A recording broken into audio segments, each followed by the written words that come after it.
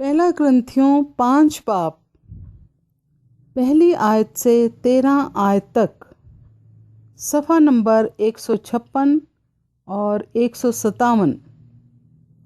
کلیسیا میں حرام کاری۔ یہاں تک سننے میں آیا ہے کہ تم میں حرام کاری ہوتی ہے، بلکہ ایسی حرام کاری جو غیر قوموں میں بھی نہیں ہوتی۔ چنانچہ تم میں سے ایک شخص اپنے باپ کی بیوی کو رکھتا ہے اور تم افسوس تو کرتے نہیں تاکہ جس نے یہ کام کیا وہ تم میں سے نکالا جائے، بلکہ شیخی مارتے ہو۔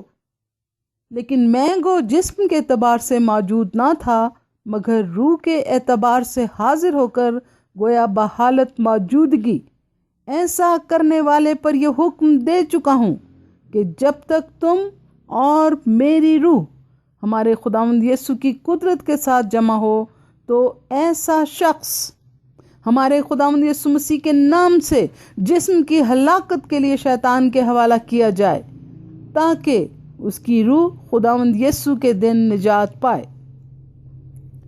تمہارا فخر کرنا خوب نہیں۔ کیا تم نہیں جانتے کہ تھوڑا سا خمیر سارے گندے ہوئے آٹے کو خمیر کر دیتا ہے؟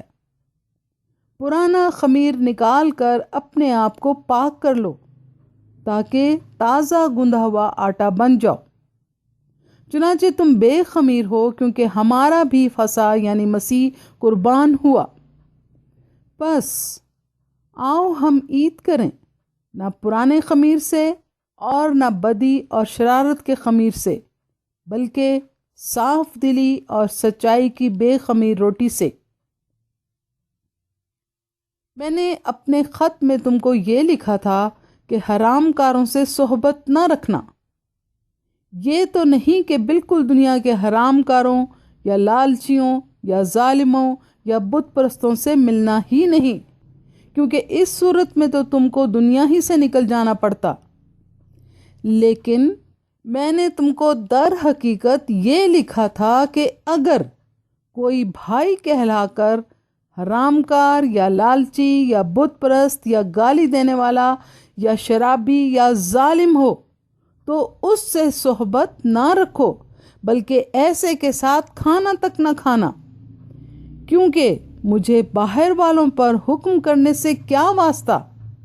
کیا ایسا نہیں ہے کہ تم تو اندر والوں پر حکم کرتے ہو، مگر باہر والوں پر خدا حکم کرتا ہے؟ بس اس شریر آدمی کو اپنے درمیان سے نکال دو۔ پاک کلام کے پڑھے اور سنے جانے پر خداوند کی برکت ہو۔ آمین۔